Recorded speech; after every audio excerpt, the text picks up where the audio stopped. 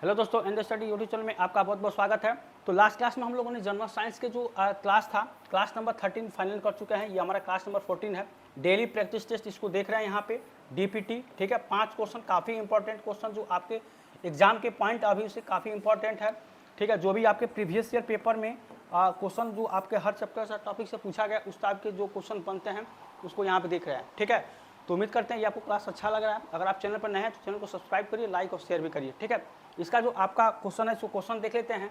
देखिए, यहाँ बायोलॉजी का फर्स्ट क्वेश्चन आपको पूछा गया है। क्वेश्चन ये है कि किस प्रकार के प्रजनन में अधिक विविधता उत्पन्न होती है।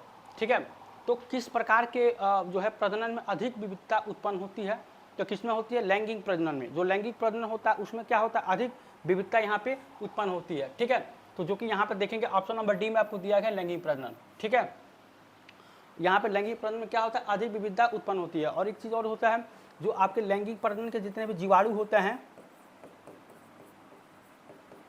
जीवाणुओं में न तो युग्मक का निर्माण होता है, ठीक है, न ही युग्मक का निर्माण होता है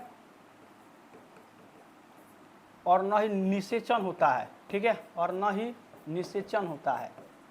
ठीक है, ये आपका यहाँ पे पॉइंट है कि यहाँ पे कि लैंगिक प्रजनन के जो भी आपके इसमें जो जीवाणुओं में न तो युग्मक का निर्माण होता है और न ही इसमें क्या होता है? निषेचन होता है। ठीक है, ये इसमें होता है। और एक चीज़ है, जो आपके ये लैंगिक प्रजनन क्या होता है? केवल आनुवंशिक पदार्थों का आदान प्रदान होता है। ठीक है, आनुवंशिक पदार्थों का, ठीक है, आनुवंशिक पदार्थों का यहाँ पे आदान प्रदान होता है।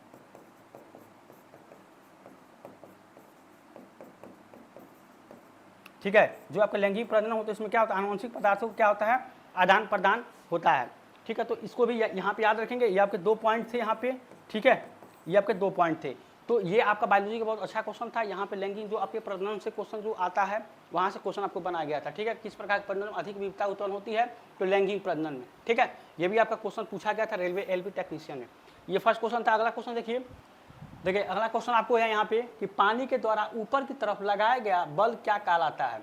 ठीक है, तो पानी के द्वारा यहाँ पे कह रहा है पानी के द्वारा, तो पानी का वह गुण मतलब, ठीक है, द्रव का वह गुण जो क्या करता है? किसी वस्तु को ऊपर की तरफ लगाता है, ये ऊपर की तरफ एक बल लगाता है, उसको क्या करते हैं? उत्क्षेप बल उसको कहते हैं, या आपको उत्प्लावक बल यहाँ पे कहते हैं। ठीक है, बायोन्स फोर्स इसको अंग्रेजी में कहते हैं, बायोन्स फोर्स।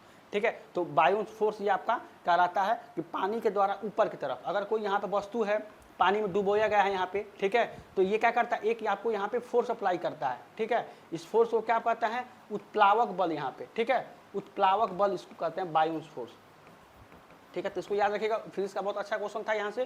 ठीक है, यहाँ से क्वेश्चन भी बनता है यहाँ पे। ठीक है, तो ऑप्शन नंबर सी इसका आंसर हो जाएगा। ठीक है, बायोन्स फोर्स। इसके बाद देखिए अगला क्वेश्चन। देखिए नेक्स्ट क्वेश्चन आपको यहाँ पे कहा गया है कि अगर किसी चालक का प्रतिरोध आधा कर दिया जाए तो इसका उसमें प्रभाव हो जाएगा।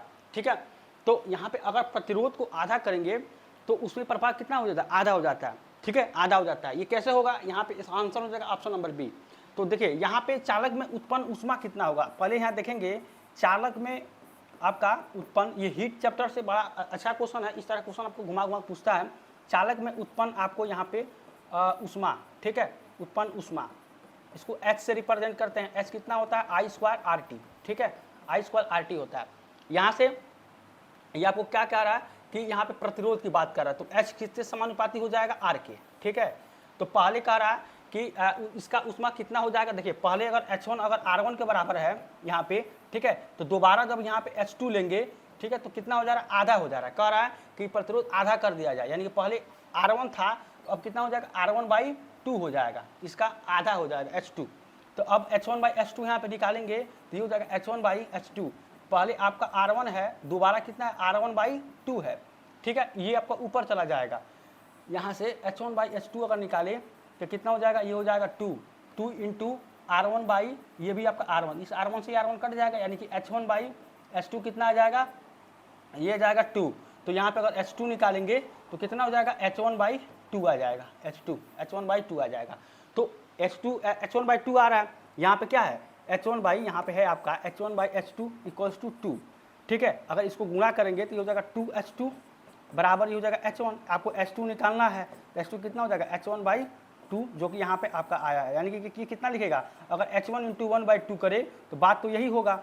तो इसका क्या ये आधा बन जाएगा, ठीक है। जो भी आपका H1 H2 आएगा वो आधा आएगा, ठीक है। तो यही आपको पूछ रहा था कि अगर आधा कर देते तो इसका उसमें प्रभाव पर क्या होगा, H2 वो भी आपका आधा ही होगा, ऑप्शन नंबर बी, ठीक है। तो इस फार्मूले पर H = R I² RT के फार्मूले पर आप इसको जब अप्लाई करके देखेंगे तो ये भी आपका क्या आ रहा है, आधा निकल के आ रहा है, ठीक है। तो फार्मूले पर रख के इसको चेक करना, पहले आपको रेजिस्टेंस R1 ही रखना है, बाद में उसको आधा करेंगे तो फिर भी वो क्या निकल के आएगा, आपका आधा ही निकल के आएगा, ठीक है। तो ये आपका क्या था, कॉन्सेप्ट था, ये आपका फार्मूला था, इस पर लगा के इसको चेक करके देखेंगे तो ये आपका सॉल्व हो जाएगा। इस तरह से एग्जाम में बहुत सारे क्वेश्चन हीट चैप्टर से बहुत टाइप के क्वेश्चन यहाँ पे पूछा जाता है, ठीक है। तो काफ़ी अच्छा क्वेश्चन था, ठीक है। उम्मीद करते हैं इसको आप सॉल्व कर चुके होंगे, नहीं सॉल्व करें तो वीडियो के माध्यम से देख के फिर इसको देख लीजिए, इस तरह के क्वेश्चन और भी आगे आपको मिलेंगे, ठीक है। ये क्वेश्चन था। अगला क्वेश्चन देखिए अगला क्वेश्चन है यहाँ पे बहुत आसान क्वेश्चन है, इसको पहले भी आप सॉल्व कर चुके होंगे। कह रहा है कि 21 न्यूटन के एक बल 3 किलोग्राम द्रव्यमान वाली एक वस्तु पर लगाया जाता है, तो तुरंत बताइए। बहुत आसान क्वेश्चन है। फोर्स का आपका जो फार्मूला F = m/a, ठीक है। ये आपका क्या होता है, ये बल होता है, ठीक है। आपको ये लग रहा है बहुत आसान क्वेश्चन है, लेकिन यही आप जब एग्जाम में बैठते हैं और उसमें क्या होता है कि रैंडम आपका जो है ये क्वेश्चन आता है, एक जीएस का आ जाएगा, एक मैथ का आएगा, एक रीजनिंग का आएगा, ठीक है, एक आपका स्टैटिक जीके का आएगा, तो फिर आप वहाँ पे घबराते हैं। तो इस तरह क्वेश्चन को इतना बार आप सॉल्व कर लीजिए, इतना बार, इसीलिए हम इस तरह क्वेश्चन बार बार दिखा रहे हैं, इतना बार सॉल्व करिए कि एग्जाम में आपको और भी सारे सब्जेक्ट को इस हिसाब से पढ़िए कि आपको ज़्यादा सोचना ना पड़े। एक्सप्लेनेशन तो बताइए फोर्स बाई मास कर दीजिए, लेकिन यहाँ पर हमको समझाना है, इसलिए हम इतना जो है यहाँ पे अच्छे से इसको समझा रहे हैं कि ये आपका बल है, ये आपका द्रव्यमान है, ठीक है। ये आपका क्या होता है, त्वरण होता है, त्वरण। अब देखिए त्वरण जब निकालेंगे तो कितना हो जाएगा, A = F/m हो जाएगा। अब फोर्स कितना दिया गया है यहाँ पे, ये आपका इतना न्यूटन है, ठीक है, फोर्स। अब कैसे पता चलेगा कि 21 न्यूटन फोर्स ही है, तो देखिए यहाँ पे 21 न्यूटन है। अब फोर्स का जो मात्रक होता है, यूनिट, वो न्यूटन होता है, इतना तो आपको आना चाहिए तभी आप पकड़ पाएंगे। जैसे यहाँ पे किलोग्राम है, यानी कि ये आपका m का वैल्यू मास है, तो उस हिसाब से आप क्या करेंगे, यहाँ पे 21 रख देंगे और बाई m का 3 है, लेकिन 7 और मीटर/सेकंड² होगा, ये होगा। या आपको क्या दे देगा, 7 मीटर सेकेंड -2, ये भी आपका आंसर में हो सकता है। देखिए इसी तरह से क्वेश्चन आपको दिया गया है, बस आपको केवल घुमाया है। देखिए जैसे ये है आपका, ये आपका हो जाएगा मीटर/सेकंड², ऊपर दे दिया गया है, इसी को क्या लिख सकते हैं, मीटर/सेकंड², ऐसे लिख सकते हैं। इसी को ऊपर लेकर जाएंगे सेकंड² को, तो ये मीटर/सेकंड -2 यहाँ पे हो, इस तरह हो जाएगा, ठीक है, जो कि आपको यहाँ पे दिया गया है, ठीक है। तो इस तरह कुछ कैलकुलेशन आपका अच्छा होना चाहिए, मतलब बेस आपका अच्छा हो, मैथमेटिक्स का बेस सही हो। और बेसिक मैथ आपका कमज़ोर है तो हमारे चैनल के प्लेलिस्ट में बेसिक मैथ का ऑलरेडी एक टीचर थे पहले, उन्होंने उस चीज़ को पढ़ा रखा है, ठीक है। तो आप अपना बेसिक मैथ तो अच्छा से कर लीजिए। उसके बाद भी अगर आपको डाउट होता है तो आप जो है वहाँ पे कहिए, हम जो है इसका जो है बेसिक मैथ का भी उसको जो है क्लास ऑलरेडी आपको करा देंगे, ठीक है। आपको उसमें चिंता करने की बात नहीं है। देखिए ये सब आपको आना चाहिए, कैलकुलेशन में फंसेंगे तो फिर क्वेश्चन का पूरा ये सब जानते हुए कोई मतलब नहीं है, ठीक है। तो इस चीज़ को ध्यान रखिएगा। तो इसका आंसर क्या हो जाएगा, आप ऑप्शन नंबर सी हो जाएगा, 7 मीटर/सेकंड², यहाँ पे इसका आंसर आ जाएगा, ठीक है। काफ़ी अच्छा क्वेश्चन था। अगला क्वेश्चन देखिए अगला क्वेश्चन आपको यहाँ पे पूछा गया है कि मानव मस्तिष्क में ध्वनि की अनुगूंज कितनी देर तक कायम रहती है, ठीक है। अगर मानव के पास कोई भी ध्वनि आती है तो उसके मस्तिष्क में जो आपकी ध्वनि है अनुगूंज कितनी मतलब कितने समय तक रख सकती है, ये पूछ रहा है। तो कितना समय तक रखता है, ये 0.1 सेकेंड तक ये आपका रहता है, ठीक है, 0.1 सेकेंड, ये इसका आंसर होगा।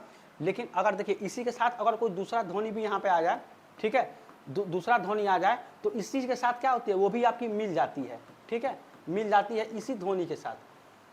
तो ये भी आपका कहीं ना कहीं इस पर पूछ सकता है, अगर एक ध्वनि आई है उसको दोबारा ध्वनि है तो उस ध्वनि का क्या होगा, ठीक है, वहाँ से क्वेश्चन भी देखने को मिल सकता है, ठीक है। लेकिन आपको जानना है कि अगर दूसरा ध्वनि आएगा तो इससे क्या होगी, तो वो भी आपकी ध्वनि क्या हो जाएगी, दोनों साथ में ये मिल जाती है, ठीक है। लेकिन बेसिकली यहाँ पर क्वेश्चन ये पूछा कितनी देर तक रहती है, तो 0.81 सेकेंड ये आपका आंसर हो जाएगा, ठीक है। ऑप्शन नंबर सी इसका आंसर हो जाएगा, ठीक है। तो ये हमारा क्वेश्चन था, ठीक है। उम्मीद करते हैं कि ये आज का क्लास आपको अच्छा लगा होगा। 5 क्वेश्चन था, आप हम ये उम्मीद करते हैं कि आप पहले से इसको सॉल्व कर चुके होंगे, और नहीं करें तो आप यहाँ पे वीडियो के माध्यम से देखकर जो है सॉल्व करिए। 5 क्वेश्चन है, ये आपके एग्जाम के पॉइंट ऑफ व्यू से काफ़ी इंपॉर्टेंट है, और आपको ज़्यादा इसमें परेशान होने की उसमें वो नहीं। जब भी एग्ज़ाम का डेट आएगा हम और भी बेहतर तरीके से जितना भी आपके सेट होते हैं, सेट वाइज जो क्वेश्चन, जिसमें जितना भी साइंस का क्वेश्चन 20, 25, 30 जितना भी पूछेगा उसको सेट वाइज काफ़ी ज़्यादा 50 से 100 सेट अगर हो सकता है तो उसको भी सॉल्व करेंगे। एग्ज़ाम के जब भी आपको नज़दीक दिखाई देगा तो उसको हम सॉल्व करेंगे, ठीक है। तब तक यहाँ पे आप जो है अपने सब्जेक्ट के टच में रहिए, आपको ये काफ़ी जो है मदद यहाँ पे साबित होगा। जब भी आप सेट सॉल्व करेंगे या एग्ज़ाम का कोई भी प्रीवियस ईयर का पेपर उठा लेंगे, ठीक है। वैसे तो हम सब करा चुके हैं, लेकिन फिर आप चाहते हैं कि दोबारा कम से कम 10, 20, 50 जो भी है अपना सॉल्व करें, तो आपको देखेंगे ज़्यादा इससे जो है वहाँ पे मदद मिले, क्योंकि हम भी वही सब यहाँ पे करा रहे हैं, ठीक है।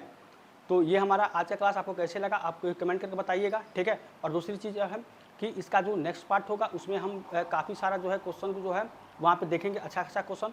तो मिलते हैं नेक्स्ट क्लास में, तब तक थैंक यू सो मच।